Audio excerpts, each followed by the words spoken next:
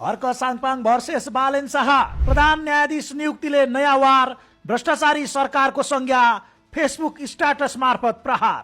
श्रम संस्कृति पार्टीका अध्यक्ष एवं प्रतिनिधि सभा सदस्य हर्क साङपाङले वर्तमान सरकार र विशेष गरी बालेन समीकरण लक्षित कडा टिप्पणी गर्दै राजनीतिक वृत्तमा हलचल ल्याइदिएका छन्। सामाजिक सञ्जालमा एक पोस्ट साझा गर्दै उनले वर्तमान सत्ता पक्षको कार्यशैली पुराना दलहरू भन्दा पनि खत्तम रहेको दावी गरेका हुन्। प्रधान न्यायाधीश नियुक्तिको विषयलाई लिएर गम्भीर असन्तुष्टि पोख्दै सांसद साङपाङले यस प्रक्रियालाई नीतिगत भ्रष्टाचारको संज्ञा दिएका छन्। उनले फेसबुकमा लेखेका छन्, पुराना भन्दा खत्तम देखियो यो बालेन सरकार प्रसङ्ग प्रधान न्यायाधीश नियुक्ति। नीतिगत भ्रष्टाचार भन्दा ठूलो भ्रष्टाचार अर्को हुँदैन, भ्रष्टाचारी सरकार। साङपाङले हाँसोको इमोजीहरू प्रयोग गर्दै सरकारका निर्णयहरूमाथि तीखो व्यङ्ग्य समेत गरेका छन्। साङपाङले नियुक्तिका नाममा हुने भागभण्डा र सेटिङले देशलाई झन अधोगतितर्फ धकेलेको आरोप लगाएका छन्। श्रम र इमानदार राजनीतिको एजेन्डा बोकेर संसद पुगेका साङपाङको यो भनाइले सामाजिक सञ्जालमा निकै चर्चा पाएको छ।